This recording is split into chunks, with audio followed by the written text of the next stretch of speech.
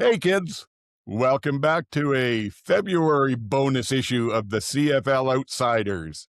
I remain, as always, your 100% unbiased, completely impartial, and thrilled to have a guest tonight host, Old Man Shouting at Clouds.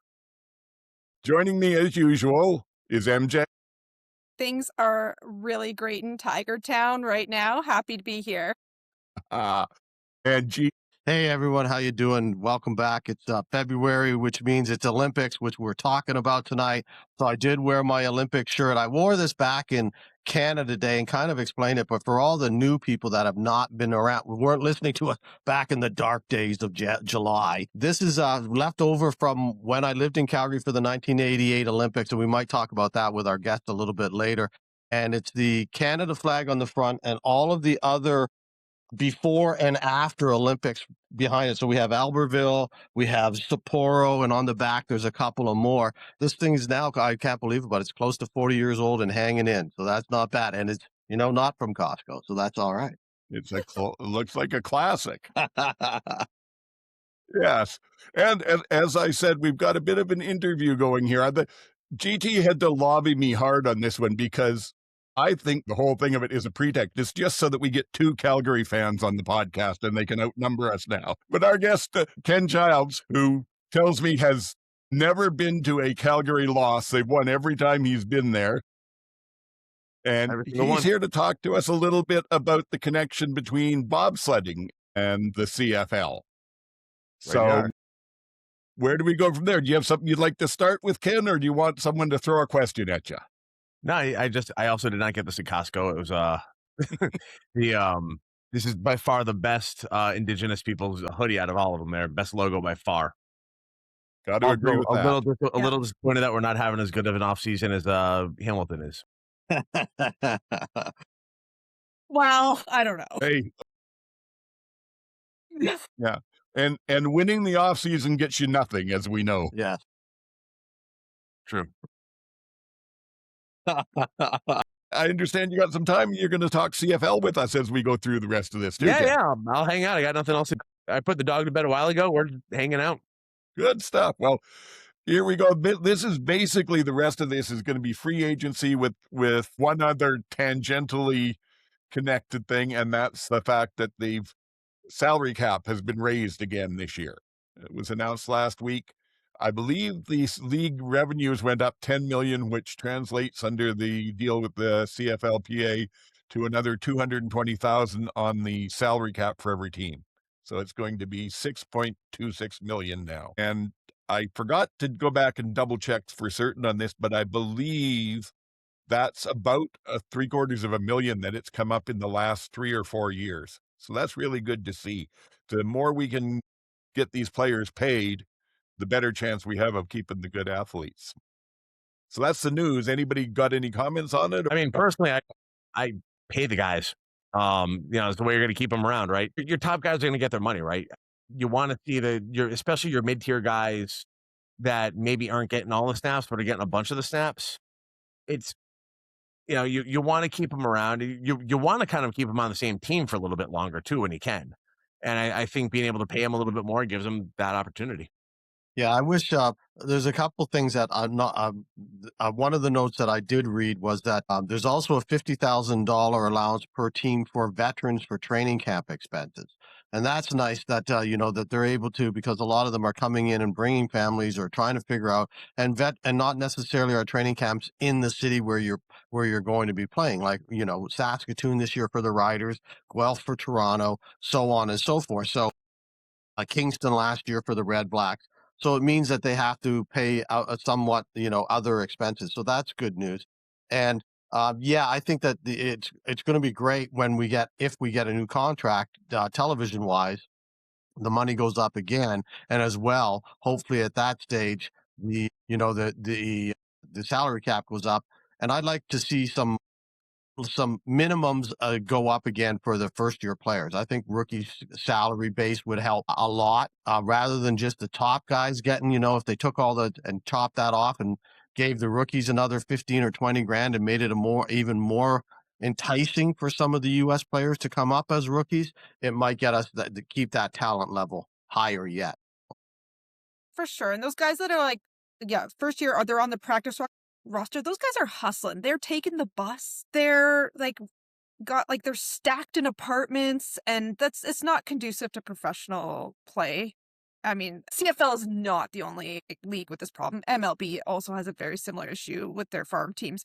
But if we could raise the floor a little, like it's fun to talk about, like Rourke and Alexander getting paid, but like these guys also need to be getting paid. Yeah, exactly. I mean, you mentioned JT, the Americans, getting them to come up here, but more than that, even I'm trying to think of the names now, but there's been at least two I can think of, one lineman and one other Canadian prospect that ended up either just not signing with a team or retiring halfway through the first year just because they could make so much more on their university degree. So yeah, if we could get that bumped up to something that gives them more of an incentive, it would be great for the game. Absolutely. And speaking of how they're spending that money, this is our free agency frenzy issue. We're now into the legal negotiating window that's on. So some of these ones that we've got are ones that are committed but not necessarily signed. And I put together, going through it all, between the CFL tracker and the reports that have come out from CFL and from 3 Down and whatnot. And I think it's about as close to what we can get as is real right now. If any of you know that I've made a mistake on anything, please speak up. And I think what I'm going to do is there's a lot of information here. here. The CFL tracker doesn't even have the most up-to-date information. Like there's people being signed and the CFL tracker hasn't even updated. Yes, that's why I was looking for the other Oh. sources too. And Yeah. it has some that says reportedly signed with, and so who knows? But I think this is solid information. And like I said, there's a lot to go through. But what I figure I'll do is I'll go through team by team. I'll give you the kind of the highlights of what we're seeing, and then we'll have a bit of a talk about how did they come out of this? Are they stronger? Are they weaker? What's the big loss? What's a big gain? That sort of thing. Sound fair?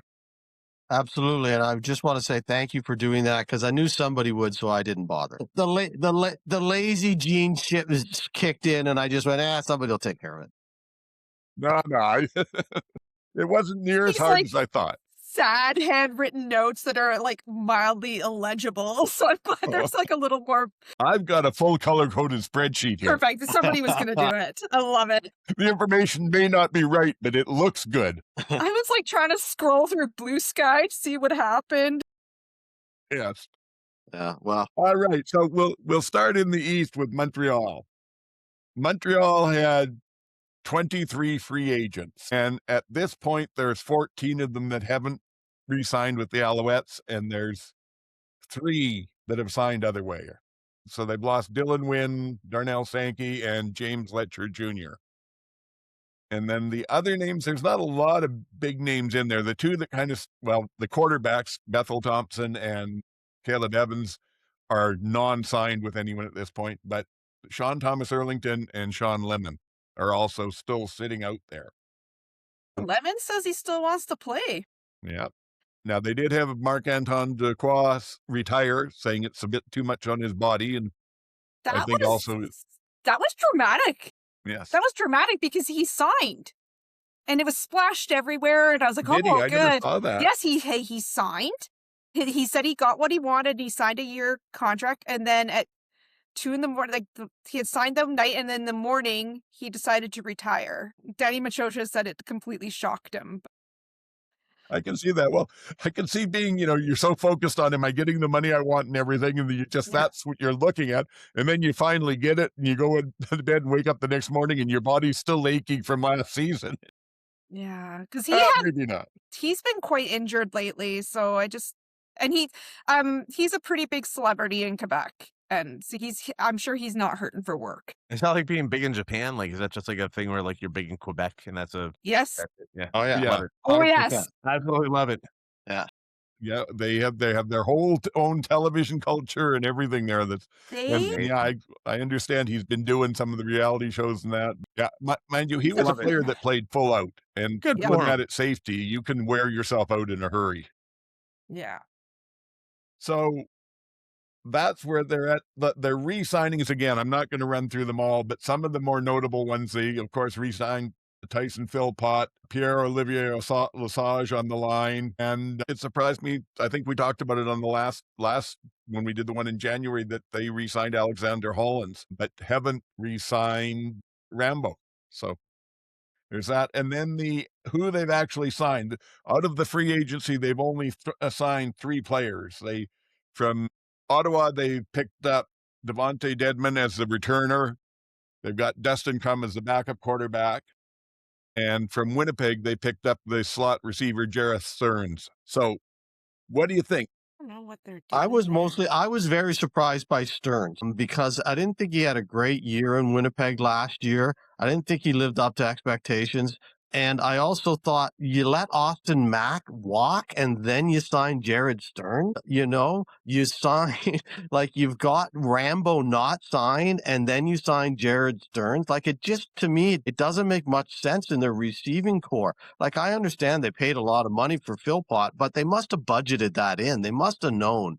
And like I was just surprised at that signing. That one just didn't struck me as really that's just weird. Just weird. There's a wild rumor that because of what the money Dequoy was going to get, they couldn't afford Mac, and I don't think it's true. Yeah, no. Mac was on a 4-year. So Mac was on a 4-year contract, and he got released after 2. And actually, he went onto Instagram to say how upset he was because he had moved his entire family to Montreal, and he was committed to playing there, and they were there all year round. And he's like, and now I'm been cut. And I just, like, CFL is business, capital B, but there's people and there's families involved too. And that broke my heart that day listening to him, like reading him, like, oh, anyway, I hope he's going to have a good time in Edmonton. Yeah. And actually shows how hard it is to get all this information together. I just realized I completely missed that one. He wasn't on the CFL tracker. No, yeah, they released him because he had a bonus due. Yeah, right.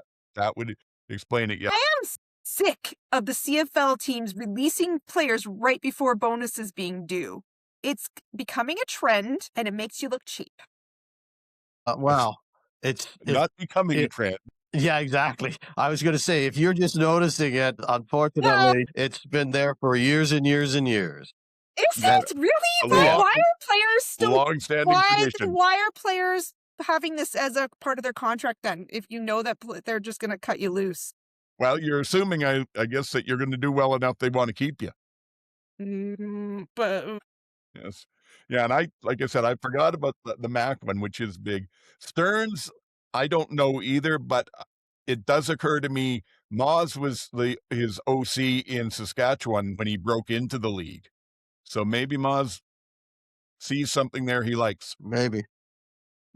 But I think going back to your point, MJ, the reason players sign and as the old man said is they're betting on themselves that the contract's going to pay off. In football, in both sides of the border, less so in south of the border, from what I understand, because there's more guaranteed contracts now than there used to be. But certainly in the CFL, every contract's a bet on yourself because you can get cut at at any moment. So you're betting on yourself every day you go out there. So when I look at this, I kind of figure maybe their most significant loss when I look across it all is maybe Letcher as their return guy. And they've let him go and brought Dedmon in. Is that, do you figure, an upgrade or straight across? How do you see it? I think both of them might be past their prime, so I think it's probably a trade-off more than anything. Kind of a wash. Yeah. I was surprised when I saw Dedmon get signed there because I posted. I said I thought Montreal just had found their new guy last year. Didn't they find somebody else at the end of the year out of nowhere that was all of a sudden? And it wasn't Letcher. It was somebody else. I thought that they found. Well, they put the running back Thies in Tice for a while. Tice was also returning kicks, but I thought. But I don't think that's who it was. It was somebody. You're right. It was somebody else. Yeah, and so I thought. So I was surprised, and then when then I saw Letcher sign somewhere, I went, okay, so maybe that's the trade off, and you still need somebody in camp for a competition, I guess. See, I figure personally, Dedmon is probably one of the top 2 in the league right now when he stays healthy. But he's had so much trouble staying on the field the last couple of years. But, That's a big if. I mean, if yeah. you run the gamut there, you pay a guy and you're worried you're going to get what out of the 18 games? How many do you actually get out of him? That's gonna hurt your signing every time. Yep. Yeah. Exactly. I said, just to follow up on what Ken was saying there, the old saying, right? Your best ability is availability. Yeah. So Yeah. Yes. But How I got he here is right now. very good at pressing up close to the blockers on the returns, and he's got the burst if the hole opens. So I thought that was a bit of an upgrade. Anything else worth talking about, or do we move on to? Yes, I Well, have I 2 think- items. sure. I have one Okay. at least, if you're not covering it. Go Good. ahead. Okay, well, I guarantee you're not going to do one, but we'll see. They announced today that AC is going to take over play calling from Jason. So he's going to be legit offensive coordinator now. Okay. Interesting. I didn't Okay. realize that. I knew he hit the title. I didn't realize Moss was still calling plays. Yes. Well, I also thought AC was calling the plays, but no, apparently it's been Jason this whole time. And AJ Gass is I think he's doing linebacker coach there. He was with the U of A Golden Bears coaching over there. So, and then most importantly, you guys, McLeod Bethel Thompson and Jeremiah Mazzoli are running a football camp in California together. Wow. So maybe this is their new little business. What's it called? venture. What's it called? What's it called? 2 old guys rather than what? All right, so stand it. All right, so I need you to stand out here about 15 yards out. quarterbacks. We're going to show you how to throw a 40-yard pass to a 20-yard open receiver. Just Yeah. Yeah. Here's Here's how you throw to the sideline. here's how you try to run a boot, but So you're too slow. it's just interesting that they're both free agents and they've both been on Instagram pressing this camp hard. Okay. So yeah. Okay. Actually, I thought what you were going to talk about was the other signing that they made, which was, I think, pretty important considering we just talked about Thompson, was Dustin Crum as the backup, signing him Okay, as the backup. And it's interesting. I read a bunch of stuff saying, oh, well, he's the perfect quarterback because he's the same style as Davis Alexander. And I'm like, I don't see those guys the same at all. I don't see them as the same type of quarterback, but he's played enough, and you see him, and he's going to be your second. He's going to be good enough to get you through a few games that they didn't have last year. It solves the rest of that carousel that they went through last year when they didn't have Alexander, and he's going to be good. You're good at short yardage, so it solves a lot of their problems. So I think that's a really good signing by Montreal. I do see kind of what they're saying about him matching Alexander's style, in that Alexander will use his legs and get out of trouble when he wants to, but they're certainly not the same quarterback by any means, because Alexander's accuracy this year when he was playing was amazing, and that's where Crum still just doesn't seem to have it. Do you think they're going to cut Caleb Evans loose and just use Crum for short yardage? Well, they haven't Absolutely. re-signed him at this point, so I'm Okay. pretty sure that Crum may be their short yardage guy, and then is he the number 2, or do they have someone else they're going to use in there? Well, they didn't. I think they went through enough of those guys last year that I was like, who else is there? Shea Patterson? yeah, Who Shea else is on their free agent Shea list? Pat was their short yardage guy, and he wasn't bad, other than the one that they needed. But Poor guy. And then- other than that, he did relatively well. So maybe they keep him around as short yardage, and Crum is strictly number 2. But I don't know why you would do that again. You might as well let Crum do both, and then have a third guy as a developmental guy, rather than Shea Patterson, who what his top is, and you've already reached it. So what? Sorry, Yeah. can we sidebar for a second? Did you see Tommy Stevens and Farhan get into it with Farhan about short yardage QBs? No. for what? At Well, the, this whole area in North Carolina, this is the Tommy Stevens fan club home of North Carolina. okay, So there's do you? a jersey in the closet right now. Oh, cool. I'll go get it if I need to. Okay, well, Tommy comes out on top here. So Farhan was Always. talking about how they're we shouldn't have short yardage QBs because it's taking away from development of other quarterbacks. And I was just like, A, Ticats don't use a quarterback for short. No one says you have to use a quarterback for short yardage. No, the teams are choosing to, but that doesn't mean you need to. And Tommy Stevens was basically like, well, now I know how you feel about me. I am no time for you. Right. I Like, was like, oh boy. well, Yeah. and I have said for a while now, there's nobody better at that position, at that thing than Tommy Stevens. Just as far as week in and week out, the number of times he'd go in to get a yard and rip off 35 for Calgary for years. Just it's not just get the ball, jump forward. Yes. And no. and when Tommy has to come in and play traditional quarterback, he can go in there and play that position just as well. Yeah, he's not going to play it as well as like a VA or Fajardo or any of those guys. But he's a very decent quarterback that can get you out of a pinch if you need him in there. I don't think someone like Tommy Stevens takes away from anybody. If anything, he's just another quarterback in the room. If you're carrying three, you usually got your number one guy. You got your number two guy who's kind of your development guy. And then your third down guy is just its own thing. And if you look at it as your own position, Tommy's absolutely in the right on that, 100%. Yeah, and you're right. There is a definite art to that. I remember back when Fajardo first signed with the Riders, and he was the backup behind Collaros before Collaros got hurt right away.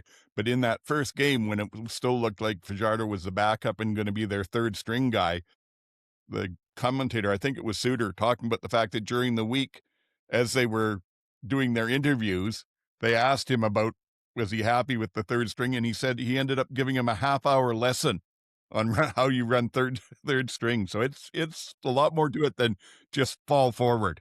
Well, and And- look, Cody is the starting QB now. Yeah. Well, he was from that game on, because that was the game where Collaros got rocked out and he picked up the season. And well, I guess he's been a backup for a while last year, but you can't knock him out. Yeah, I think the knock on them is they're not being used and they're not being shown that they can actually throw the ball. If Tommy Stevens was given the opportunity to throw the ball, but he just isn't, or it hasn't been, and I don't think he ever will. Even Strevler has never really been given a full opportunity to throw the ball. So those two guys are the leaders and the best two at it. They haven't proven that they can throw the ball accurately or at all when they can make throwing decisions to be a full-on quarterback. So that's where the detriment comes from. But if you had a guy like Fajardo that was at that time able to do both, then certainly that's not a detriment, and that guy can be whatever you want him to be. But that's why Tommy Stevens why he went to, when he put a thing out saying one of the reasons he wanted to go to the Riders was that he wanted a chance to show he could be a traditional quarterback. Obviously, it didn't work out that way. He ended up in the exact same position he was in Calgary. But when he had put something online, when he chose to leave the Stampeders, he's like, I want a chance to show I can do more than just this one thing. And the times he, especially preseason and stuff like that, he was a very decent quarterback given the few reps he's been able to show. But you're right. He's one of those guys. It's definitely a thing though, because the number of times I've seen him rip off what needed to be a yard turned into 25 yards. Yeah. Or 70 against the Riders, which I remember, of course. And these guys are just going to become more of an elite position because of the way they're changing the rules. They're trying to make these coaches gamble more. So if you're going to gamble more, you're going to need more short yardage specialists. Yes. And again, you can't make it's up to coaches. You want to be mad? Don't be mad at the short yardage QB. Be mad at the head coach and the OC that are making quarterbacks do short yardage. Right. But the other side of it, though, is you can do, as you pointed out, MJ, what Hamilton last year did for a while in BC, where they put a running back in and let them do the short yardage. The advantage of having someone like a Stevens or a Strebler who has actually played quarterback is it keeps the sneak play or the trick play in play. There's always a chance he can drop back and they try and pop somebody down the sidelines. You're not going to try that with a David Mackey or. You don't enjoy Litre getting stood up 5 times in a row against the Argos in the goal line? Like, come on. Yeah, but that was just Come on! That- They have to teach Leach to throw. I thought Leach was pretty darn good at the short yardage. Yeah, they're But going to teach him again, maybe to throw. There's no surprising or you're not going to surprise anyone with him doing anything other No. than yes. Anyway, and sorry, this was a very long sidebar, but we it got was just, into like this is what happens. and just to say, and you mentioned Shea Patterson, he hasn't been re-signed either. no, they So haven't I signed can't anyone. remember of The their name of the previous- rookie they had who played a couple of games last year. Can anyone think of that? What's that guy? Is he still Yeah. under contract? I have I'm- to look. Yeah, he's not on the free agent list, so I'd have No, to they see. have But 3 it- quarterbacks on the free agent list, and he is not one of them. yeah, so I think their quarterback room at this point is him, Alexander, and Crum. That's fine. Alexander's rehabbing that hammy properly, then they should have no problem. One would hope so. Okay, I'm moving on because we're only one team and we got more to do. To the Ottawa Roughriders? Yeah, old time Rough Riders, Ottawa. I'm just going from east to west. Ottawa had the most, I believe. Oh, Ottawa had the second most free agents available. They've got a lot of people they're not bringing back. There is 24 of them that they haven't re-signed. Ryan's cleaning And- house. Yeah, exactly. And most of what's there is not necessarily big names. Braylon Addison, who hasn't got a sniff from anybody yet, was kind of surprising. But Kenny Onyeka, who was with the Redblacks, a Canadian edge rusher, went over to Hamilton. Darius Pickett and Robert Priester both went back to Toronto. Dedman, like I said, and Crum went to Montreal. And who's the last one here that I should have, but don't? So, oh no, I see what it was. Yeah, so that was basically about it. Only 5 of their 24 that they did not re-sign themselves got picked up anywhere. They did extend another 10 of them, and again, not a lot of necessarily big names in there. Michael Wakefield is probably one of the biggest ones, and Justin Hardy. They also picked up, though, these guys were the They most signed a million people. Yes, they were the most active in free agency. They signed 2, 4, 6, 8, 10, 11 people so far. So from Hamilton, they got the running back Greg Bell and linebacker special teamer Brian Cole the second, I believe it is. Yeah. Winnipeg, they got Demario Houston and Eric Lofton as a tackle. They've picked up 4 of them from the Riders. A.J. Allen, who is a very good Canadian linebacker. Habakkuk Baldonado, who is a concern to me that he's gone. He's a world player that did very well as an edge rusher for the Riders. C.J. Rivas was the either Sam or safety, and he's gone over. And they've picked up Jake Mayer as their backup. So they also got from BC, Aiden Eberhardt. From Montreal, they picked up Dylan Wynn. And Michael Bordrique, I believe it's pronounced, linebacker that I didn't really recognize the name, but they got him out of Edmonton. So there's where they're at. They're down, a couple of linebackers and a couple of receivers, but they've picked up those. How do we feel about them? Trevor Harris made a post on Instagram with the Ottawa Roughriders thing and said just moved the team over. Well, that's how it was for the Stampeders for a long time too, where Yeah. like Toronto kind of became almost like Calgary East for a bit Yeah, there. well, yeah. I thought it was interesting that both we talked about this with Pickett, I think, last time around, and now Priester did the same thing, that 2 of their key defensive guys went back directly to the Argos after 1 year away from there and went back directly. And as soon as Dinwiddie came over, they left from Ottawa and they left from Toronto when he was there. So again, I wonder how much of that is, we're not playing for this guy. Which is Yes. seeing that they were able to sign so many people Yeah. because there is this little carousel. Yeah. Well, that's just and it could go either again. way. Yeah, again, it's money, right? And a lot of these guys are chasing the paycheck, and good on them, and they deserve the bag if they can get it, 100%. But as a lot of them find out, the grass isn't always greener, and they will end up next year. And especially in these kind of situations where there's these wholesale changes, that the next year, like the team decides, yeah, no, we made those changes, we're going to make more. Check out the Elks again. They did it again this year, and that's happened. And so I wouldn't be surprised if a lot of these are 1-year deals or even 2-year deals with that, bonus to be paid in the off season. There are a lot, like maybe 4 of these dozen guys won't be there next year. I'm really surprised they signed Jake Mayer. You what? But I didn't think Ryan would be interested in him, I guess, is what I was thinking. There's nobody else. There's nobody else out there that could have stepped in and was your guaranteed starter. That if you don't think Brown, or if you're kind of like, okay, is Brown going to be the guy or not? We don't know. So we need somebody that can step in immediately. If 3 games in or 6 games in, like Edmonton decided last year, he's not the guy. We need somebody that can step in, just like Edmonton did last year. That's what Jake Mayer's going to do. He's going to get you through this year, if nothing else, and then you can make your decisions from there. Do you think they're going to re-sign Tyree? They haven't at this point, which Yeah. is a shame. I always thought he should have gotten a better I feel bad shot for at it. him. Yeah. But The only thing I'm mad about, the only person I am upset about is that Demario Houston got signed. So he reportedly signed with BC first, and honestly, this is my conspiracy theory, but I think Nathan Rourke threw a fit.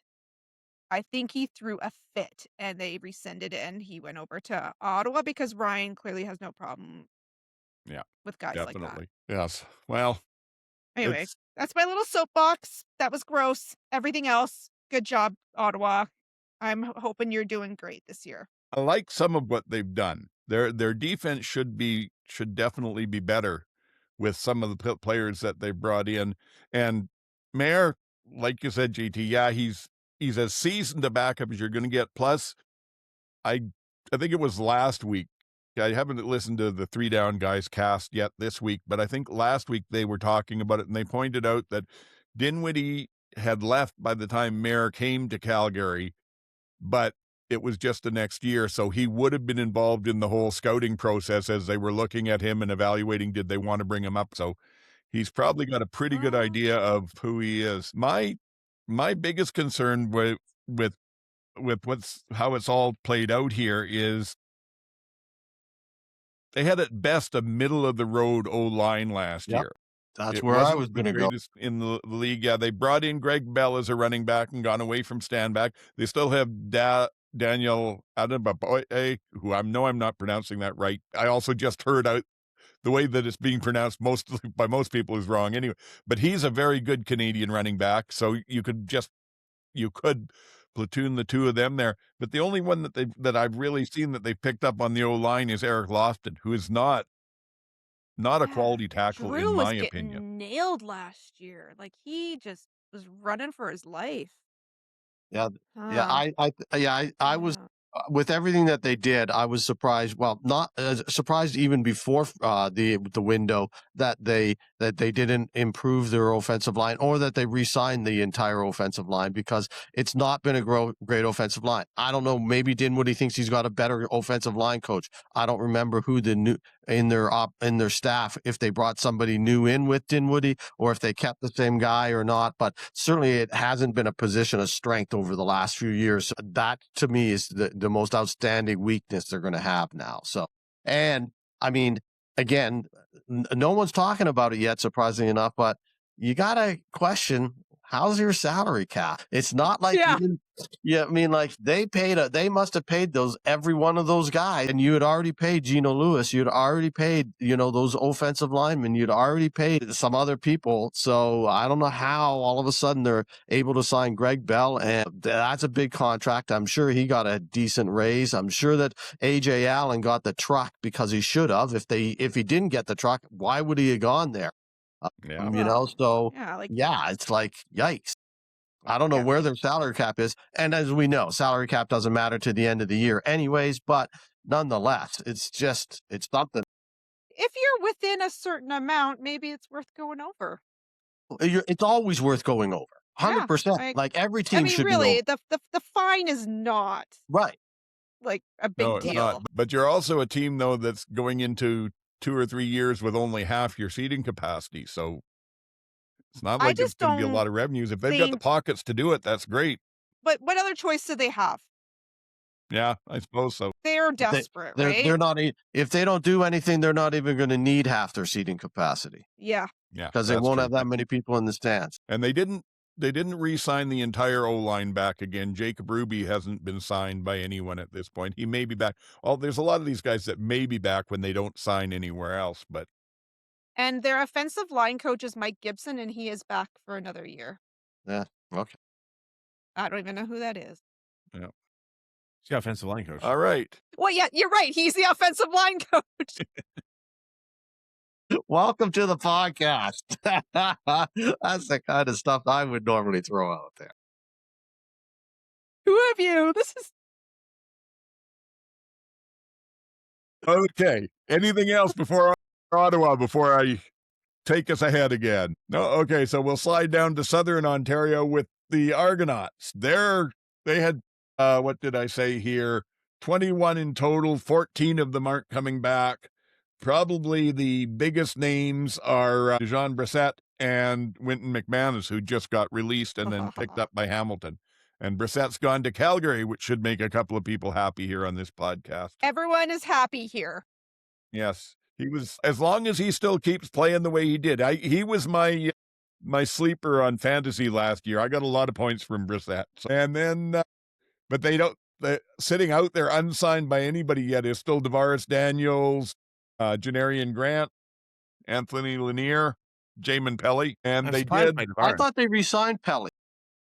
Not from what I've Okay. got, what I saw on it, but again, I was putting the information together the best that I could. I could be wrong on this, so there's no promises. As far as re-signing people, it was mostly again sort of backups. They did go with D'Arcangelo at linebacker, and I'm guessing that's why McManus got released. And then their pickups, they picked up, like I said, Adarius Pickett and Robert Priester out of Ottawa. They got Deshaun Amos out of Hamilton and Jonathan Hurts. Kongbo, D-end out of Edmonton. Amos hurt, guys. That hurts. So who hurts them the most? Who helps them the most? I think it's a bit of a wash. I think again, Amos coming back helps their defense. Priester coming back's a little bit of help, not tremendous. Pickett's a huge upgrade from what they had. D'Arcangelo is going to be fine at linebacker. He was quite good when he played last year, so I think he's going to be fine. Brissett's a loss because they lost Tommy Neal last year, so then to lose another Canadian receiver this year, that hurts them a bit. Yeah, I think it's a bit of a wash there in Toronto. I'm surprised Tavares Daniels hasn't been signed anywhere or even really discussed for them. I mean, he's older, but he can still catch. He's still, he's one of those guys. I don't think you put him in for every snap or anything like that, but he's a guy that'd be a veteran, in the locker room that can still go out there and get you yards and get you receptions. And the fact that he's not signed yet is a little shocking to me. Not a huge shocking. Again, he's getting a little older and all that, but still, it's surprising that he hasn't really gotten a look.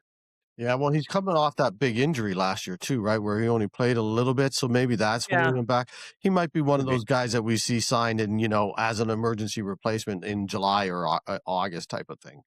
I wouldn't be surprised. He'll be playing this year. It's just who loses enough people quickly enough. It's hard to say with Toronto because they lost a lot of people last year at the start of the year in free agency. And it just, they weren't the same team for a lot of different reasons. So with a new coach and changes in the coaching staff, with Kelly back, maybe, Yeah, they're going to be a bit like Ottawa's going to take, like Edmonton was last year. It's going to take a while for Ottawa to put all those pieces in place and get cohesion amongst all those 12 new guys and a new coaching staff and a new direction and all that good stuff. In Toronto, it'll be the same, but it'll be more of a, what's the word I'm looking for? You just don't know which way it's going to go in Toronto. Whereas in Ottawa, you expect it to happen at some point in time, given the player. There's a lot more variables going on in Toronto than in Ottawa right now. Yeah. The unknown unknowns, as they say. All right. And then, well, I guess unless there's anything else to talk about the Argos, we'll jump over to Hamilton, who they obviously had a good team last year because they were the ones that had the most players signed away from them. They lost a total of 10 players to other Yeah. teams. They Wow.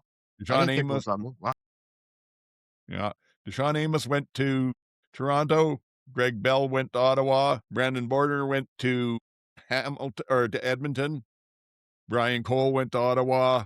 Jonathan Moxey, Winnipeg. Jordan Murray, Brandon O'Leary, Orange, and Taylor Powell all went to Edmonton. So Powell will be the new backup in Edmonton. And then they lost Isaiah Wooden to the NFL. Mhm. So there was quite a bit there. They did sign or re-sign a bunch of. They've got a huge quarterback room because they picked up Ford, but they've still also got Dalagala and Harrison Frost and Bo, of course. And they re-signed Stavros Kasantonis is a big name on there. Brandon Revenberg. One of the names that I was surprised that they aren't, at least at this point, looking at bringing back is Coulter Woodmansey, who I thought was a fairly good lineman, but he's unsigned by anybody right now. I thought he And signed as in far as- Edmonton. Did He's they? Well, probably again, in Edmonton. I They're think all he's- in Edmonton. I thought he signed in Edmonton. I might be wrong, it's but that's entirely I think- possible. Yeah, I couldn't find anything saying he was signed anywhere. Okay. Maybe that's how I should start phrasing this. They've Yeah. all gone to Sometimes- the Edmonton Tiger Cats. Yeah, don't forget this is the same CFL last year that they during their live draft tracker crashed, and Yeah, anybody true who enough. commented couldn't work. Too much excitement. Anyway, but so they picked up Winton McManus once Toronto released him, which will be very good for them because of course that's the other name that didn't pop up in there, and I should have thought of it. Their rookie linebacker, Verisuk. Barasek. That's it. Yeah. So that'll be a good replacement there. They got Chris Kolkowski as the lineman out of Winnipeg. And Kenny Onyaka went to them. Yes. And Tyson Middlemost and Trey Ford came over from Edmonton. Looks like what I have there. Yeah. Actually, I have Eric Lofton playing in 2 places. One of those must be wrong. I will have to double check that. It doesn't matter that the Ticats can't field a team right now because they have Trey Ford and Winton McManus and everything is fine. Yeah. Winton McManus, the day they released the Argos, it was I think the day that Argos the CFL on Instagram, they posted that Winton McManus released. And as soon as they did that, Jamal Peters, come over to Hamilton. Stavros Kastonis, oh hey, just like keep going up. And then like a couple of the coaches and a couple other players are all posting like, hey, Winton. And then, just a little while later, he's signed in Hamilton. So Yeah. they're Well, all nice thing- very excited. Nice thing about that is you probably don't have to move your home. Oh, just Exactly. like commute. Just commute. It's fine. Just like hit the QETW. You're going to hit your new town. And then it's trade day, guys. I thought he was going to Calgary.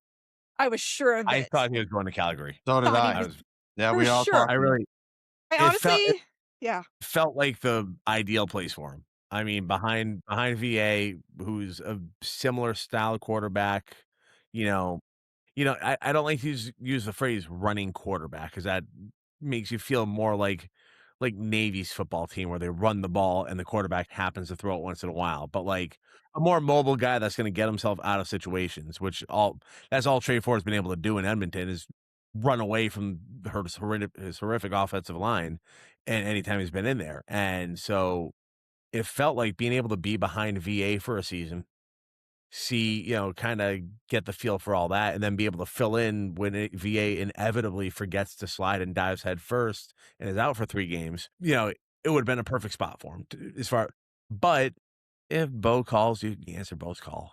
Well, You can't- Calgary wasn't even a team that talked to him, though. He said it was like Vancouver, Vancouver, BC, Montreal, and Hamilton.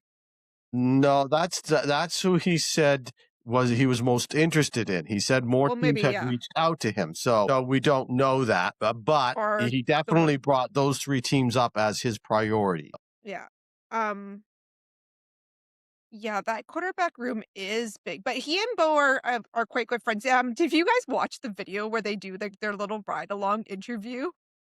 It's like when they kind of first met, and it's the most awkward video ever, and it's the best. It's so amazing. They're both like awkwardly like being fed these questions they ask each other, and it's like so stilted. And anyway, it's hilarious. They've been reposting it since, but Of apparently they course. become quite good friends. And I mean, if you're gonna pick between Rourke, Alexander, and Bo, I mean, your best shot of playing in the next 4 years is Yep. with Bo. Yeah, exactly. Yes. Yes. It's probably a good choice. Plus, that's basically his hometown, isn't it? Because Yeah, he's his from family, Niagara Southern Falls. Ontario, he played Yep. Waterloo. Yeah. He said his wife, like, I mean, his wife's family's also from around there. So I think for family wise, again, this isn't just business, right? This is family, and sometimes that is a big decision as well. And They then could he can, all have, just run his. and they could all have Thanksgiving dinner. Yeah. Yeah. You're gonna be treated well, but you're not gonna win a Grey Except for Cup. It's Tyrell, who will fine. be stuck out in Edmonton. Yeah, poor Tyrell. Maybe they'll have Sorry, to try and Tyrell. wrangle a Thanksgiving game in Hamilton for Yeah. the Elk. But I honestly, I really hope that he is gonna have a good time in Hamilton. Every Ticat fan I talk to is really excited about this, and every Elks fan I've talked to is really upset about this. And they are all upset about how he was treated in Edmonton and are really sad he's gone. I But was gonna happy say, for him. were they more upset that they weren't going to get to watch him sit on the bench inexplicably for a long time and then get put Yeah. out in a really bad situation? I mean, that was coming from someone who is not an Elks fan. It was very enjoyable watching them just screw with this poor guy for years and not know what to do with what was clearly their better quarterback. Like, they had a young dude who maybe wasn't quite as polished, but the upside is way up here. And like, yeah, we're just going to take whoever we happen to find and throw him in front and not really give him the reps and not really like they took what was otherwise they killed 3 years from that or 2 or 3 years. Yeah. Yeah, absolutely ruined it. Well, they went into his rookie season starting Taylor Cornelius ahead of him. Then they brought in McLeod Bethel Thompson and started him ahead of him. It's just someday I'd love to hear the real story about what all happened there, because there's so many rumors about sort of him and the team and all the rest of it. The 3 down guys were trying to get him to spill some tea about Chris Jones, and he was being very diplomatic. Yeah. If McLeod Bethel Thompson's ever your answer, you're asking a really bad question. Yes. That is true, as Montreal found out this last year going back there. But hey, we've got good news sort of on the Keaton Brugling front, because Brendan O'Leary Orange, who was ahead of him on the depth chart for Canadian receivers, is now gone off to Edmonton. So yeah, he's re-signed and he's re-signed. Hoping for the best for him. Hope it means a lot more snaps, a lot more targets. I mean, he was perfect down the season. From what I've been told, from what I've heard about him, it's hard to tell always on the TV, as it were, but I understand he's extremely good special teamer. So he's contributing that way anyway. And if he can start getting more on the offense, so much the better. Well, O'Leary Orange is another guy who probably should have got more thrown his way, and he didn't. So then he might have an opportunity to kind of do well. But I know it seems like the receiving core in Hamilton is decimated, but they have Keandre Smith still. They have Kenny Lawler. So I think they're probably going to try and re-sign Shamar Bridges. That hasn't happened yet, but I can see that happening. So it's not complete wash there. And then Bo is very excited. He posted about this. He's very excited that Quinton Barrow was re-signed on the O-line. So he's really excited about him. Things aren't a complete disaster. They just kind of feel like it, with a little flash of McMahon, of like 2 big signings that are kind of overshadowing like some things that need to be filled in. I like that both social media is very much like fanboying the guys that are signing. Like, he's just like, yeah, we signed so and so. I'm like, man, that's nice. Like, he's a team guy. Yeah. Yes. Well, talking O'Leary Orange, I say he had 2. He didn't get a lot of time and a lot of targets last year. I say he had 2 touchdowns. The official record says he has 1, but I figure he should get credit for that one that Robert Carter Jr. took away from him in BC, because just for the fact that he has as a to have receiver, he could have done any better. And he has to watch it all the time. Constant replay of him getting picked. Yes. And it's beautiful as he's looking back. It's like, where did it go? No, poor Brett. Oh, well. Anything more for Hamilton? MJ, you're the expert here for the Tiger Cat. Anything before we go on? That the fandom, despite what other people say about Tim White, we are happy he's out of town. Yes, well, We'll go drop passes somewhere else, sir. Speaking of which, we're going on to Yes, Winnipeg. to his new home. Yes. Yeah, they interesting stuff going on in Winnipeg. They had what did I have here for numbers? 32 free agents, and they aren't bringing back 14 of them. So some big names gone there. We said Kolinkowski and Eric Lofton. Demario Houston, of course, went off to Ottawa. Stearns went to Montreal. James Vaughters went to Saskatchewan. We'll talk about that more with the Riders. But other than that, Dalton Schoen, they haven't re-signed, and Carrick Wheatwall, so a couple of receivers. They did re-sign extend the second most players of any team. They had 17 of them, so I won't run through them all, but they're basically the gist of their team. They've got a lot of backups there, a lot of special teamers, and then they're bringing back some of the old guys. They brought back Stanley Bryant and Willie Jefferson for one more try. They brought their punter back, and they have picked up Jonathan Moxey and Tim White from Hamilton, so that's either side of the passing game. Tommy Neild, who I really hated to see the Riders lose. I think he'll do well there.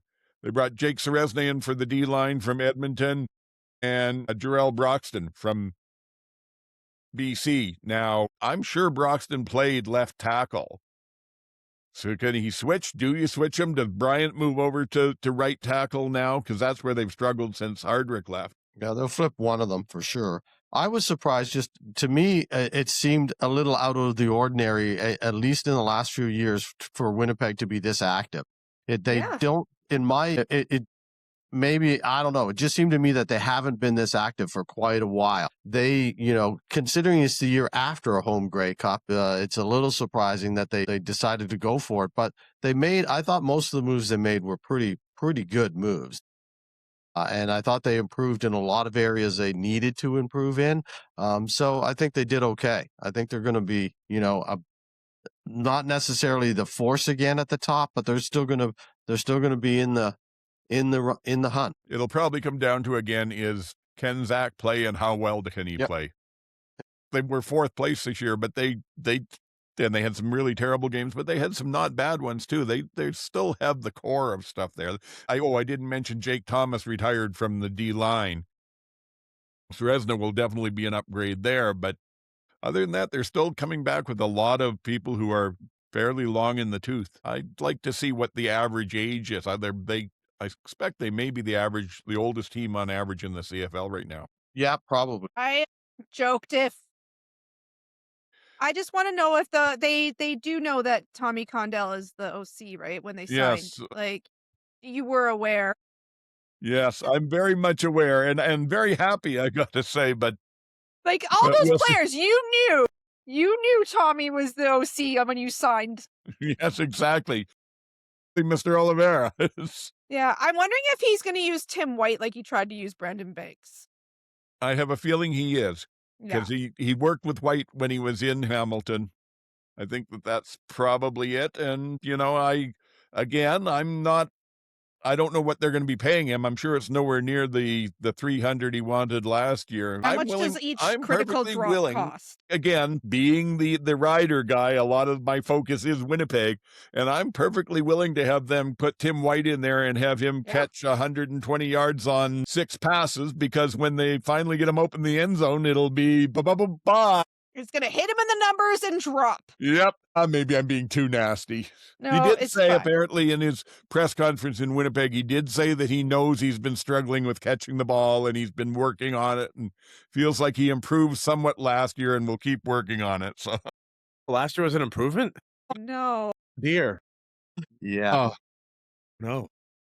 Good luck, Winnipeg. Okay. That takes us over to the Riders, and they did have the highest number of free agents and lost a lot of good people. They 21 of them they're not bringing back, and of those, 8 signed elsewhere, and we've covered most of them already. AJ Allen, Habakkuk Baldonado, and CJ Rivas to Ottawa, Malik Carney and Joe Robustelli to Edmonton, Tommy Neal to Winnipeg, and Jake Mayer to Ottawa as well. So a total of 8 people gone from there. The other notable ones I thought that they didn't re-sign are their long snapper, Jorgen Haus. I can't even say it, who's been there forever, and I didn't know they even had another one in the pipeline. So there's that. And then where was the other one? Oh, the fact that they've released Brett Lowther, and they're going to Right be going before with his bonus. some new kick next year. And of course, they lost Donde Myers to the NFL. Of their, what was it here, 45 free agents, they did extend and bring back 27 of them. So it's going to be largely the same sort of team that we saw last year, with some of those exceptions that are out there. And they've been very quiet. They had the second least signings at all. They brought in James Letcher in as a returner, and Mario Alford isn't signed anywhere. They brought in Josh Woods just in the last day or so from BC at linebacker, and James Vaughters out of Winnipeg. And the big question, that's the part that worries me the most. The rest of them, where they've lost big name people, Jay Allen is a hell of a Canadian linebacker, but they do have a couple of good Canadian linebackers from the last 2 drafts, and I can see them filling that in okay. CJ Rivas was very good, but by the end of the season, they'd moved him back to safety, and Brooks, I think it was, or was it Miller, that anyway, was starting in there. So those ones aren't bad, but they're DNs. They haven't brought back Shane Ray. They've lost Carney, and they've lost Baldonado. So hopefully they've got some American kids that they're high on. And if they're looking at Vaughters to replace Carney, I don't think they're comparable players. My opinion.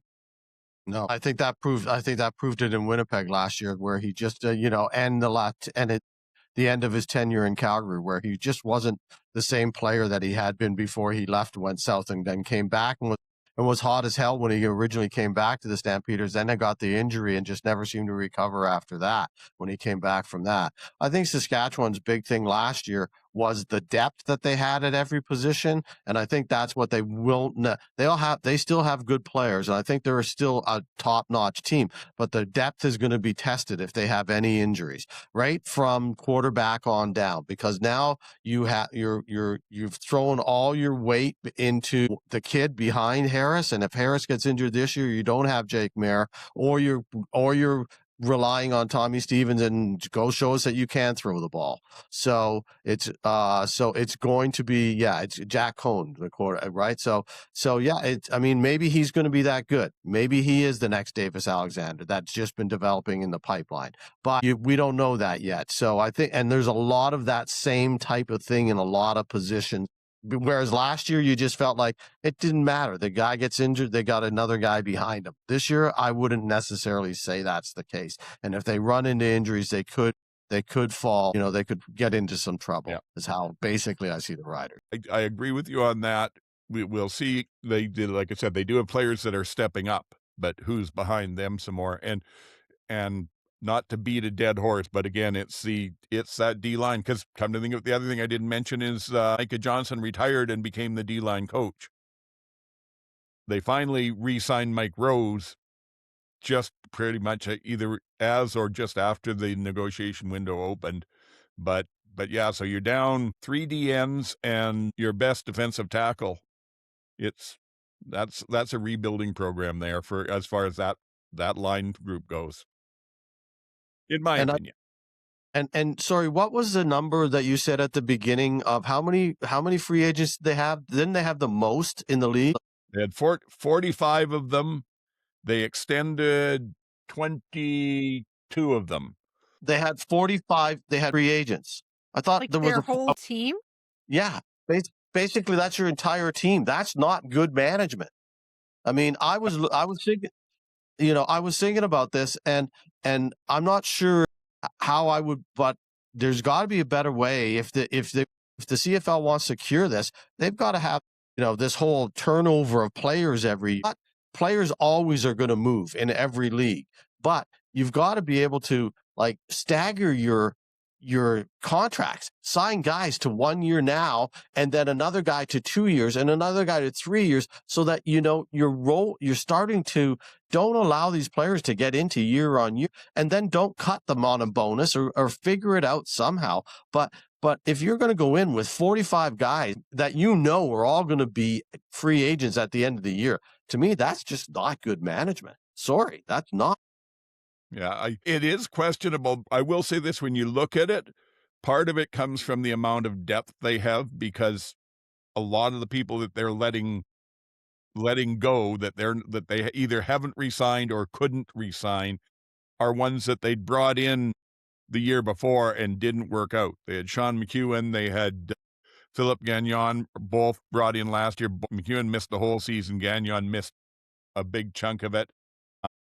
Sean Bain Jr., who got hurt a year and a half ago, and they didn't really use him last year like that. Shane Ray, who they did bring in on a 1 year thing last year, but he's getting older. So there's a lot of that involved too. If they hadn't had so many injuries last year, they wouldn't have had as many people on the roster at this point. But it doesn't take away from what you said. That's an awful lot of people to have to be trying to negotiate with. Yeah, and I'm not picking on them in this case. I'm just saying, as an example, it just shows you, and that to me is, it could be said. It doesn't matter which team it is. I think that GMs in the league, GMs across the league, just have to do a better job so they don't put their teams in this kind of position. Yeah, I mean, they were the highest at 45, but Edmonton was the lowest and had 19. And the rest were all somewhere in between there, mostly in the 30s, actually. So there's a lot. Yeah, it's something the league has to figure out a way to keep people on teams longer and let the fanship develop that relationship with them. I agree completely. Yeah, I guess the only other thing, looking at the list here, the only other one of it all that I hope that they're looking at who they've still got left, that they do re-sign, is Trayvon Tate, because he was a good depth piece on the O-line last year. But anything else? Okay, we're going north to Edmonton then. Edmonton had the fewest free agents. They had 19. Let's see, they managed to re-sign or extend 5 of them. They had 13 that won't be back this year, and 5 of them have gone to other teams. The Michel Borderic, I think it's pronounced, is the linebacker that went off to Ottawa. Devondrick Bynum, who I think was a DB. I didn't even recognize the name, but he's gone down the road to Calgary for you guys. Happy with that. Yeah, yep. Seresna went to Winnipeg. Jonathan Kongbo went to Toronto, and Middlemost and Trey Ford, of course, went off to Hamilton. And then as far as pickups, it's the Edmonton Tiger Cats. Yeah. Because they got people back from them. They got Jordan Murray, Taylor Powell, Brandon Bordner, and Brandon O'Leary Orange, all from Hamilton, and then Malik Carney and Joe Robustelli from Saskatchewan. The Taylor Powell was actually pretty surprising. So clearly Scott and co don't think he's the guy. So interesting that he went over to Edmonton. So we'll see. Because I don't even think didn't even take a snap last year. Like I think he got in late in like the mop up for 2 or 3 minutes in a game. Yeah. I think that, if I remember it, I think there was a game that Bo got rocked a couple of times, and with about 5 minutes left, they had a good lead, and they put, because like he was the guy. He's the guy that Bo got benched for a couple years ago, and now he's out of town. Yeah, and again, I wonder if it's a little bit of money and a little bit of opportunity. I mean, again, he may feel like Cody is more likely to go down or get injured. Cody's talked about retirement more than Bo has. Bo just signed a 2-year deal. Cody was talking about not even playing this year. So maybe he's gonna play forever. Yeah. Bo's gonna, he is. So he might have just felt like this was a better opportunity to have a team, in 2 years. And what's his name? The GM there was with him in Hamilton, so they know each other, right? So Ed's just like finding all his guys. Yeah, yes. Ed's been busy. Yeah, and the thing is, there's a possibility that he might have been the best quarterback on the market this year. Mayer gets more points or gets more notice because he started as much as he has, but he's also showing that he's got a definite ceiling in both Calgary and Saskatchewan now. So Powell could have a huge upside. Yep. Exactly. Yeah. Well, I Or hope he does well there because he could be another that Casey Prinders. You team, never know. that team can't have another bad year. No, and interestingly enough, a lot of the people they brought in last year are not coming back again. Gregor McKellar, they haven't brought back. The one outside the ones that they lost, like Cerezna, and they're not bringing. At this point they haven't re-signed Dunbar or Curly Gittins Jr. That doesn't matter. or Arkell Smith. So they're looking at replacing basically very close to their whole receiving core. And so far, what do I see here? They brought in Brandon O'Leary Orange and Joe Robustelli, who again could have a lot of upside, but hasn't had a lot of chance to prove it. And when they put him into Keyshawn Johnson's spot in Saskatchewan when Johnson was injured, he made a few nice catches, but he was nowhere near as productive as you would have hoped. Yeah, so their big star their big star guy is going to be Austin Mack. Absolutely. And Right, I forgot I didn't put him on here, so. Injured. But Yes. I still maintain they need at least one more big name guy to come in. I mean, Robustelli might be that guy, but Yeah, and the thing with Mack is he played with Fajardo in yeah, they Montreal know when he each had other, his great right? season. So, and his yeah. numbers were fantastic. But to me, it felt almost like invisible numbers. Everybody was talking about how well he was doing and look at all this. And obviously the stats were there to back it up. But watching him in the games, he made some very good plays, but he didn't seem to have the impact I would have expected from what they were talking about for the numbers he was putting up there and how much they were supposedly leaning on him. Maybe that's just me, but it's also more than a year ago. So, I'm lucky if I can remember any of it.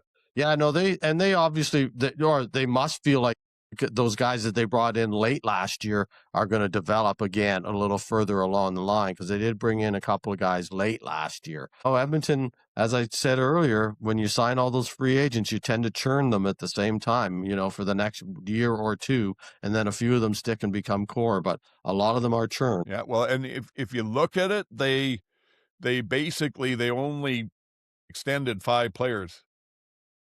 So wasn't all that much for it. We'll see where they go. That takes us down to, I guess, the part that half the podcast has been waiting for, the Stampeders. So they had 27 free agents. They are saying goodbye to 16 of them. Nobody else from the team, no one that they've left unsigned has been picked up in the CFL, but of course they lost Hutchinson and Roberts down to the NFL. And other than that, the names don't surprise me that much. They brought in Lorenzo Malden at the end of last year. He didn't pan out. Haven't re-signed Dominic Rhines and Kyle Wilson at linebacker. But other than that, there's not a lot that I was seeing that looks to me like it's going to hurt them. They did extend a good number of players here, 10 of them Clarence Hicks, Eric Brooks, people that were starting to really show up last year. Thomas Jack Corgula on the line there. Who else? Merkel Lee at the linebacker, who looked very good in the start of the season. Diedrich Mills, Derek Moncraft, and Jodfrey Onyeka, who picked up at the corner last year when once they had Green go down and played quite well. So, yeah, they lost the two big people on the front end of that defense, but otherwise they're looking quite good. And as far as who they brought in, like I said, Devadrick Bynum from Edmonton, and then Dejon Brissett and Dante McMahon from Toronto. Yeah. I don't, I'm looking at the list right now of like everyone that's re-signed and all that, and the people that are kind of gone not re-signed, I'm not going to say anyone's going to be not missed per se, but I feel like they really, by and large, hit short of Malik Henry, maybe. Like everyone else kind of, you look at him, Logan Bonner, I guess, yeah, kind of as a third stringer or whatever, maybe. But re-sign Clark Barnes, just kind of right down the list. Anyone you kind of expected them to re-sign to keep a core of what was generally a very good team, they kept most everybody. You know, I don't see a whole lot of names that are, I don't see Gary Johnson Jr. leaving being a problem. You know, the guys that are going, I don't generally see as a problem. Really, last year's team was VA remembering how to slide away from being a very good playoff team that had a shot at maybe winning the championship. But, if we could just remind them to stop diving headfirst in everything, maybe things go a little better. I mean, he's always going to have that bit of a gunslinger mentality. So you need a couple of guys that can go up and get a ball. But, looking at who they've re-signed, they re-signed all the guys they needed to re-sign. Are they going to re-sign Rhymes, do you think? Yeah, Rhymes is the only guy that I think is the most obvious on that list that probably could be re-signed. But one of the names that people aren't talking about is Reggie Beggleton. Reggie's coming back and he's ready to roll again. Well, So that's like a huge signing, having him come back, because he was out all year. If even looks like he can play, they will let him play. They just haven't re-signed him yet, and nobody's going to re-sign him until then. So I think he's still a wild card. I don't expect him to happen, to be honest. I don't think he's coming back, but Reggie's definitely coming back, and that's a huge addition. I would like to have Dominique Rhymes back. I really would. I was surprised that they signed Tevin Jones again instead of Dominique Rhymes. I would have much rather signed Rhymes than Jones. You think that was a money thing? It might well be. It might well be money. I don't know what else it could be. Because there's a few years between them. Yeah. Not a lot, but I think there's about 3 years. There is, and there's a few smarts between them too. Or I should say, Dominique's got them. I'm not sure Tevin Jones does. I mean, I just saw him drift around way too much last year. We talked about it during the season when I was on my rants. And he was just, he just drifted too much. He made great catches but there was too many times he missed blocks and too many times that he just wasn't there. So Dominique Rhymes never misses a block. So I was like, that's a guy I'd prefer to have back. But anyways, hopefully they can still get him. But I agree with Ken that the if you look at the list, there's really not. I think they've done a really good job. And it's interesting, that they signed Bynum. You talked about it earlier.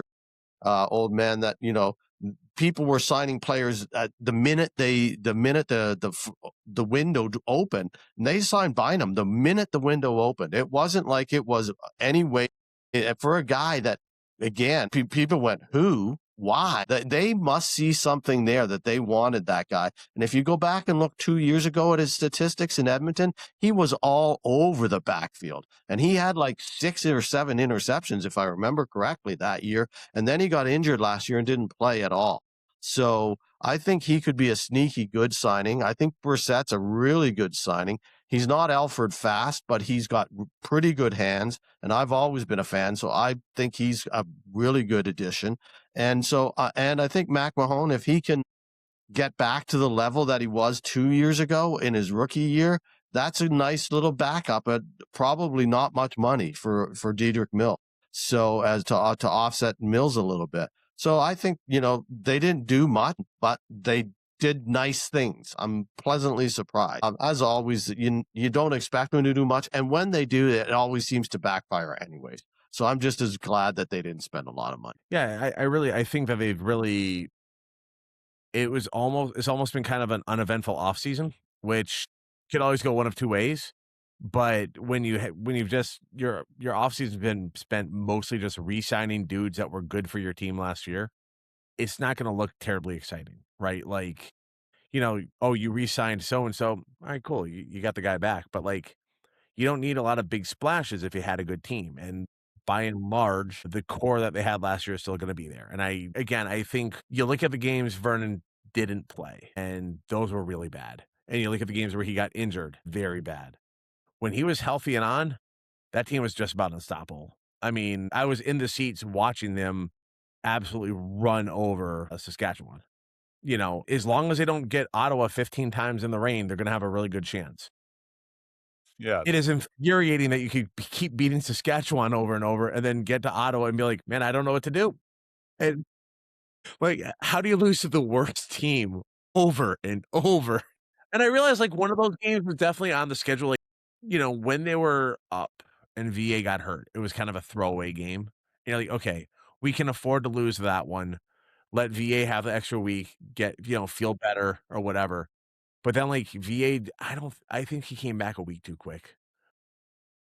And I really the team wasn't the same for a few weeks. And then they kind of got back on a little bit of a roll toward the end and, whatever. But yeah, with the couple of guys healthy here and there, that was a very, very good football team. And if you bring most of those guys back, you generally still have a very good football team.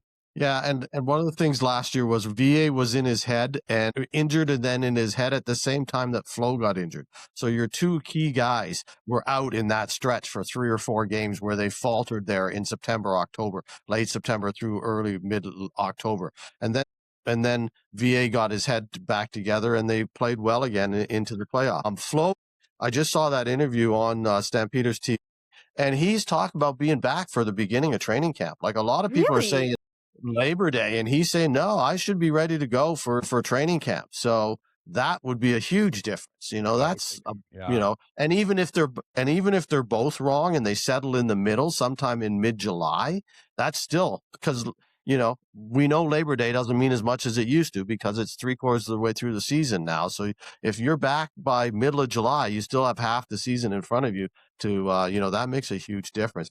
And one of the other things, I don't know if it's just because I follow the team, but it does seem like they're making a ton of signings. Like guys, like new guys bringing into camp.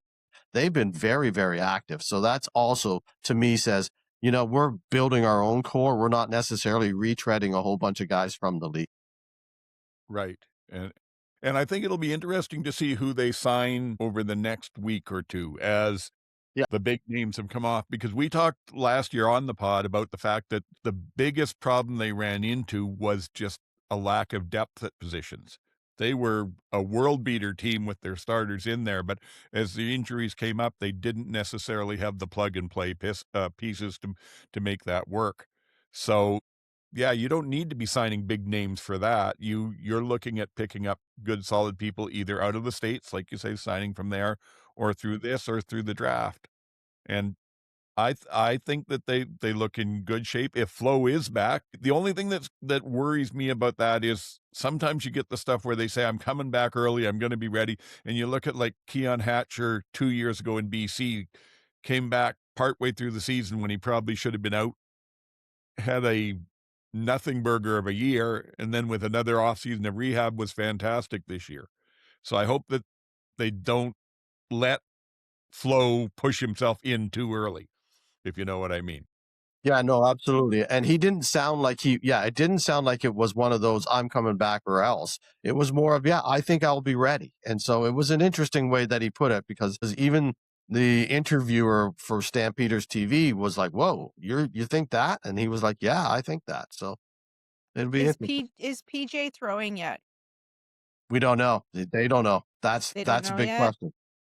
But I'm not as stressed about that. Again, I was on the Stamps fan board, and I said, because and a lot of guys are stressed about that. And as I said when we talked about it during the game, after the game last year, I was very impressed with Josh Love in the moments that he played. I thought he had a rifle of an arm, and I thought he controlled the play, and I thought he controlled the huddle really well. I thought he looked pretty good.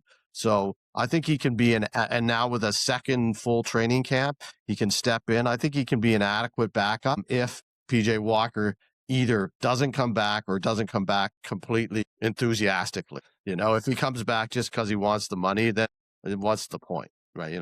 So not that he needs the money, I imagine, after a few years, but maybe he does. That's another spot where if they're looking at who do we pick up and sign and see how they look through camp, I wouldn't mind seeing Tyree Adams get to Calgary.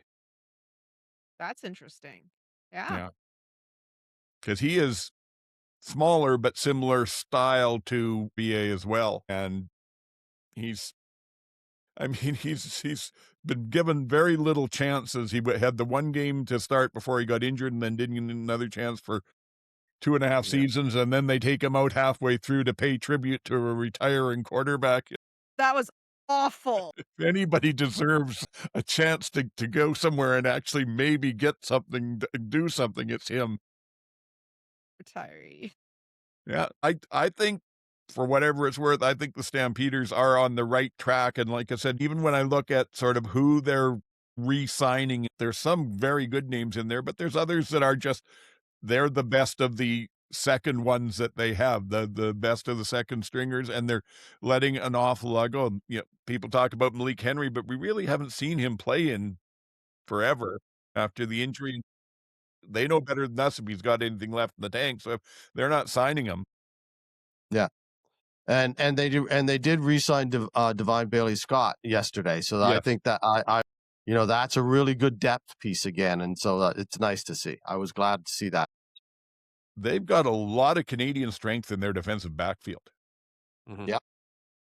Because there's the three that we mentioned, and I can't even think there's a fourth one there, but you know, there was Green and Onyeka and Bailey Scott, and then probably the best of them, and I'm drawing a blank on them. Anyway, so I guess we'll jump on to the last of these now. Oh, we'll be definitely splitting this into two podcasts because we're Yeah, 2.5 hours What in. happened? Goodness. Okay, so that takes us to BC. BC didn't, they had 26 free agents. They signed an awful lot of them. They re-signed 16 of them, extended 16 of their free agents. So that left them with 10 that they didn't take. 4 of them went somewhere else. Robert Carter went to the NFL. Josh Woods to Saskatchewan. Broxton and Eberhardt went to Winnipeg. And then other than that, they're, Adam Auclair, Jalen Edwards-Cooper, David Foucault, Jeremiah Masoli. They're names that you'd recognize, but they're not going to be hurt that much by it. And like I said, What? they signed extended 16 guys. No! If not having Mazzilli is a huge blow. Sorry. He's been running his football camp. He's ready to go. He's looking for his replacement. Anyway, and yeah, as far as free agent signings, they've done nothing within the window here. They picked up Sankey after he got released by Montreal, and they picked up Isaiah Cage, who I don't think even played last year. Yeah, I don't think he did either. Think he was in it. So, yeah. So they're basically running back what they've got. And, how much of that is because they're paying a quarterback just shy of $700,000? And who do they get? Like Broxton was the one piece of a really not very good O-line that you could count on. Well, they did re-sign Allen, the guy that they got from the Argos last year, who was injured on and off throughout the year, right? So I think that they feel like that's an upgrade. You can also say, though, if they were within the cap last year, they had the same contract for Nathan, so they should be within the cap this year, and they were one play away from going to the Grey Cups. They don't need overhauls. Lots of teams need overhauls. Some teams need tweaks, and they need tweaks. And they can, as you said earlier, they can get those on the secondary market now. Well, now that the major kerfuffling is over. Yes. Most importantly, they've re-signed Chase Bryce. Yes. Very important for sideline continuity. Yes. Be interesting to see what they do with their third down short yardage stuff. Yeah, well, Mazzoli was doing short yardage. He was, and Mackey, who I don't think is back either, if I remember right. Bryce is not trusted to do short yardage or throw. He must just stand on the sideline watching. He's a great clipboard guy. Yeah, he's really great with the clipboard. But yeah, so they're gonna, I don't know, but they are gonna have to figure their short yardage out. Yes. We're nasty people. If you somehow happen to listen to this, Chase. Sorry, Chase. You're a far better football player than I ever was. I'm not standing on the sideline with a clipboard, so there you go. Exactly. And even though you may not be making big money, it's more than I've ever been paid to play football too. So. It's true. Okay, so that kind of wraps this up. I'm so excited for free agency to open on February 10th. Yeah. Well, the one thing that bothers me is, like you said, GT, they had a free agency window that opened whenever it was, 2 weeks from now. And they said, there's too much tampering going on, so we have to open this negotiation window where you can legally talk to people, which is a great idea. And now, at 2 minutes after the negotiation window opens, teams are talking all about, oh, we've agreed with these 6 people. So it's still going on. They've just pushed it back. Yeah. Again, though, as we also talked about, technically, you're right. And I agree with you. And as I said before, it also happens in every league. So there's nothing you can do about it. And technically during this window, you can still negotiate with other teams, right? If you've reached an agreement, another team can still swoop in and you can back out of the agreement, as we saw in a couple of cases early in the week. So it's not, well, it's almost a fait accompli. It's not 100% that all these players are going where they've been reported to be going. Yeah, so I guess that's the one part of it I wasn't thinking of, because otherwise, like I said, why not just leave it where it is? If people are going to negotiate early, they're going to. But I would like to finish with just one thing here, roundtable on each of the teams, sort of 2-word answers, or 3 choices: better, worse, or unchanged than they were going from the end of last year to with the rosters they have at free agency. Better, worse, or unchanged.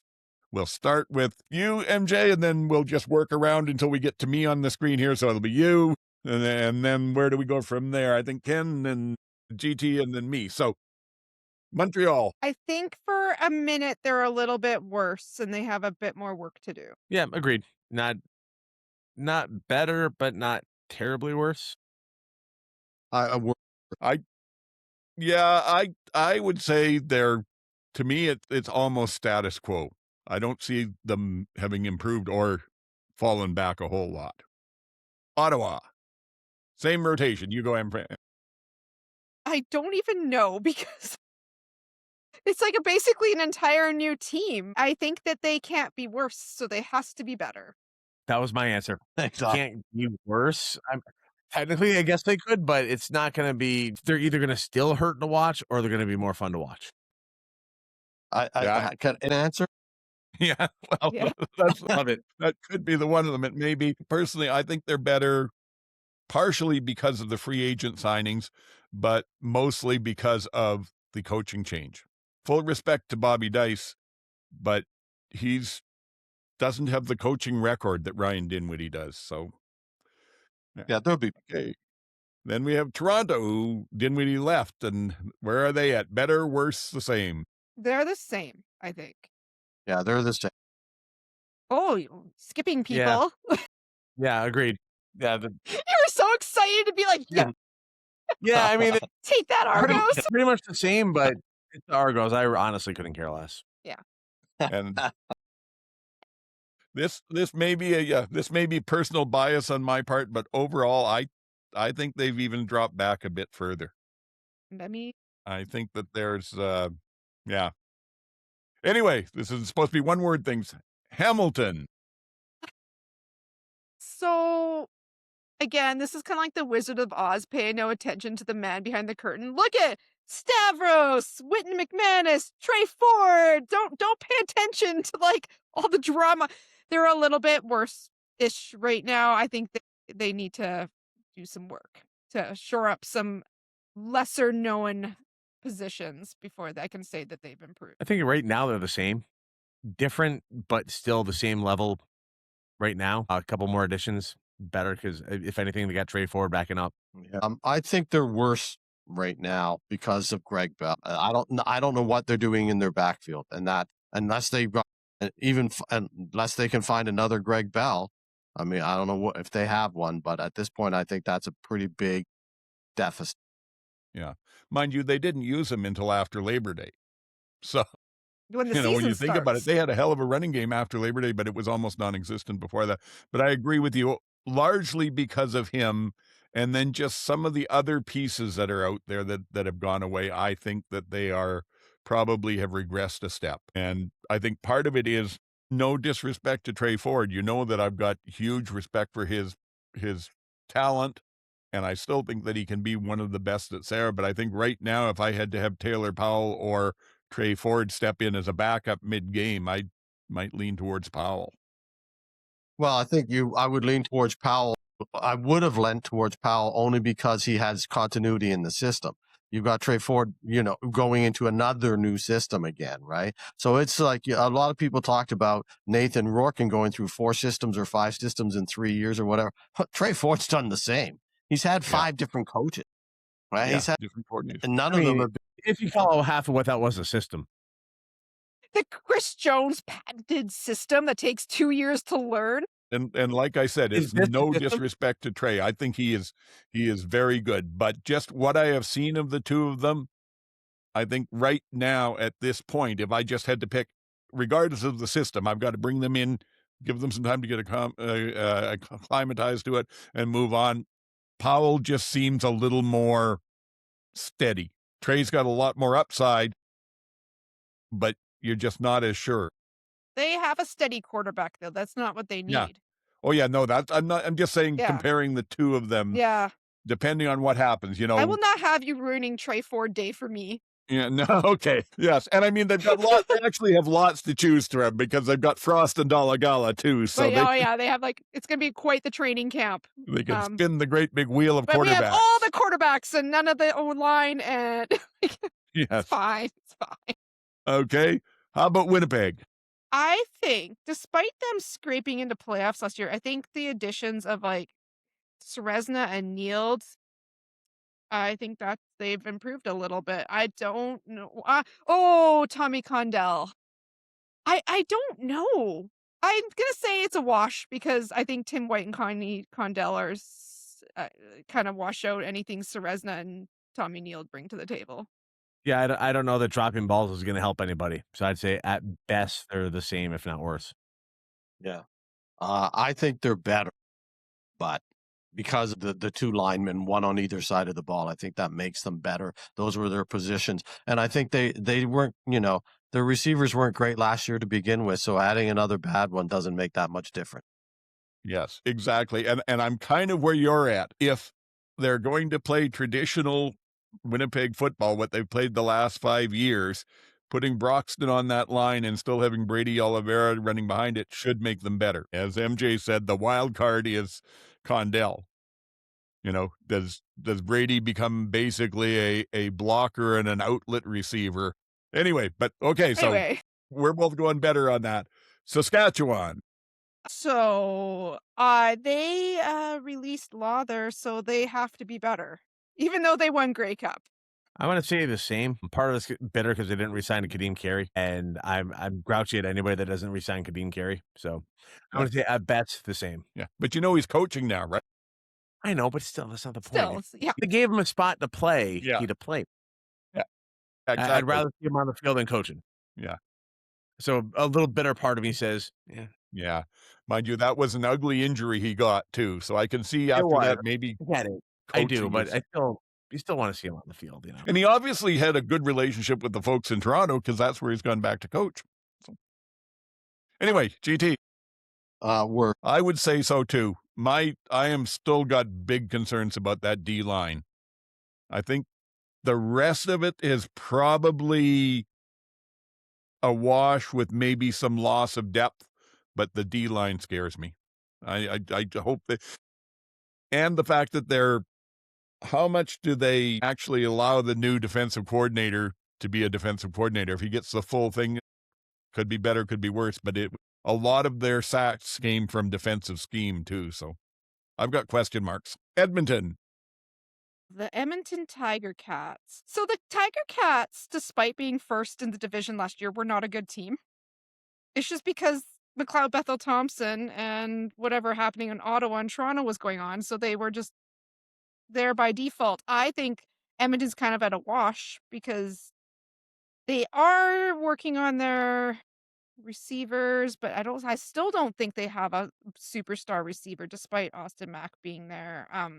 Hopefully he does better with Cody. Is Cody gonna be able to even play for a full season? I think I would say they're kind of the same. They were bad last year, they're bad this year. Still the same. I agree. I don't see them winning the division, but I think they're better. I like the moves they've made.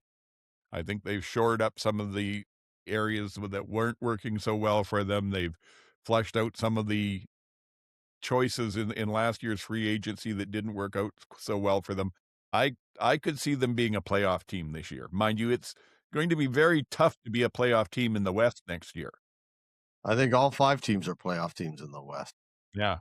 And it just depends on where There's you land. another crossover Yeah. coming. No, it Okay. just depends on where you land. It's going to be that close. Yeah. To tell you the truth, I think a big part of it will come down to injuries. 100%. Who gets hurt bad in key positions and who carries through. Because, yeah, at this point, I don't think I'm a homer saying it. I don't think it's a lock, but I would say that there's a reasonably good chance that the Riders end up the top of the 5 and a fairly good chance Edmonton ends up the bottom of the 5. But with that said, there could be 2 points in the standings separating them. Okay, so what about Calgary? Yeah, maybe GT's prediction that everyone's going to go 9-9 might come true. Yeah, it could happen. Calgary, I think we kind of talked about they are kind of just retrenching everyone, and I think Brissett's a good addition. I think right now they're kind of the same. Yeah, I'd say the same, but that's not bad. It's not bad think- because it wasn't yeah. bad. I think- Yeah. Yeah, I think last year's team was very good. I think this year's team's going to be very good. Yeah, you can not change a whole lot and still be very good. So, Yes. yeah, I'd say the same, but in a good way. I think they're good. I think right now I say worse. I think they lost it with Hutchings. That's a huge loss on the defensive line that they haven't replaced as of now. So right now I say worst. I say, Jacob Roberts is a huge loss and they haven't replaced right now. So I say worst. Damien Alford is a huge loss that they haven't replaced right now. So I say worst. Potential, the same. Yeah. But right now, Yeah, I think I hate to say this because we're not supposed to always be agreeing, GT, but I'm kind of with you. I don't think they're a lot worse. I think that they're still could easily be a first place team.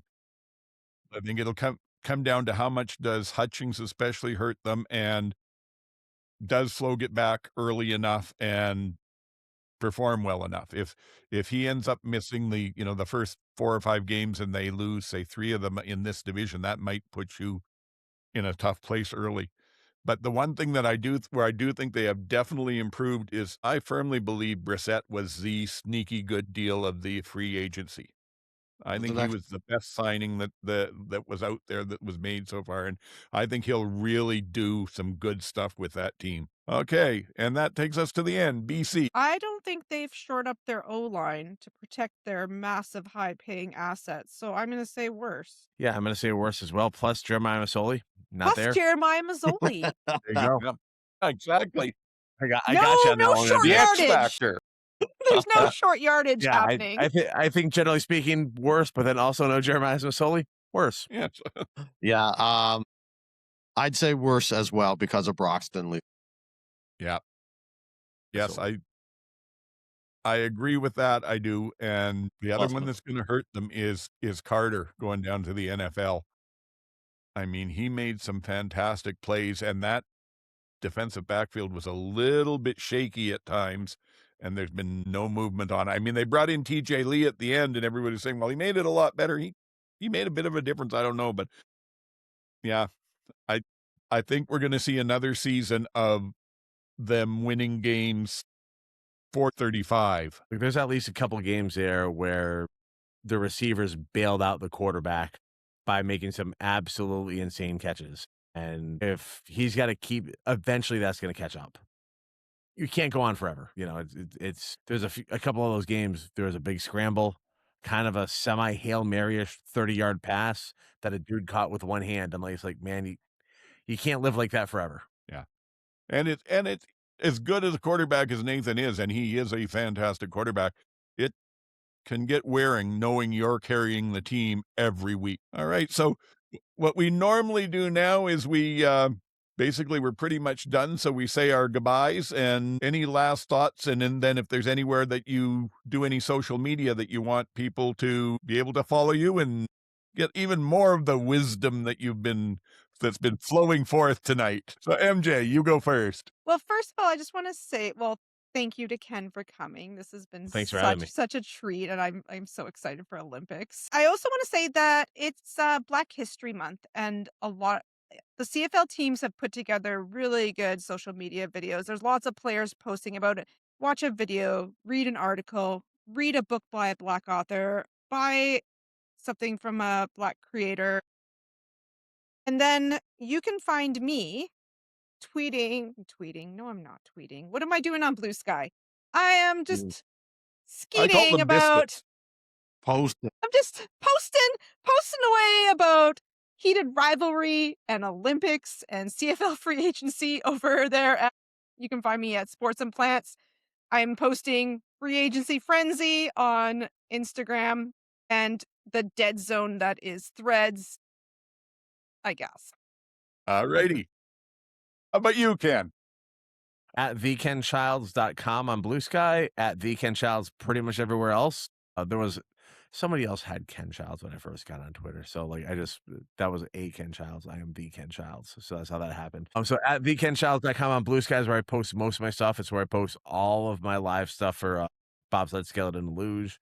That will start Saturday, 11 a.m. Eastern time is when the first runs of men's luge kick off. But all winter long, every season, we got 3 years and 50 weeks where there's not the Olympics. And during those times, we still have slide and sport stuff happening. Even during the off season, I'll have probably a dozen athlete interviews going on during that time as well. I will also start randomly posting about Stampeders games and other CFL games as they're happening, just because it's what I do. Yeah, and then slideandonice.com is the website where I have all my stories, this is where all the interviews will go and all that. I link to that pretty much everywhere I can. So yeah, at thekenchilds.com on Blue Skies where you can find me the most. Good. Thank you very much. And echo what MJ said. Thank you for joining us and letting us know all about this stuff. It's fantastic to find out. I'm also right at the end here. I'm going to put you on the spot. You said that the men are a long shot, but the women might be able to medal. So yes or no, are Canadian women on the podium this Olympics? I think you're going to get one. Good stuff. We'll I take like it. You heard it here first, folks. Okay, GT, how about you? I've got nothing to finish it off. It is a great time to be alive with sports. Everything's going on. You know, our league just changed every player, it seemed like, over the course of the last 4 days. And then I was following all of that. And then the NBA happened. And I was like, I'm overwhelmed. So if you haven't followed that, it makes the CFL look like nothing, because the amount of movement there is unbelievable. Anyway, that's me. And I'm at GT Barnum on Blue Sky. And occasionally you'll find me there, and that's the best I can give. Okay, thank you much for another week or another month there. And I, of course, am Old Man Shouting at Clouds. You get me on Blue Sky at oldman-sac.bluesky.social. The show is on X and on Blue Sky. And so long since I've been doing this. We were on Instagram now, all as the CFL Outsiders, and Threads now as the CFL Outsiders. You can also catch me on the CFL subreddit as Old Man Shouting Clouds. And please, on any of those spots or right here, if you got something to say, leave a comment. We love to hear them. If you haven't subscribed yet, now's a great chance, because we're probably have 2 more of these monthly ones, and then we'll all basically be back into the preseason and going every week again, and we don't want you to miss any of that. You know, we feel we are so concerned about you and making sure you get your weekly dose of the best football podcast in the universe here. So that's about it. Until next time, for our special guest Ken, and for MJ and GT, this is Old Man saying, get the hell off my lawn.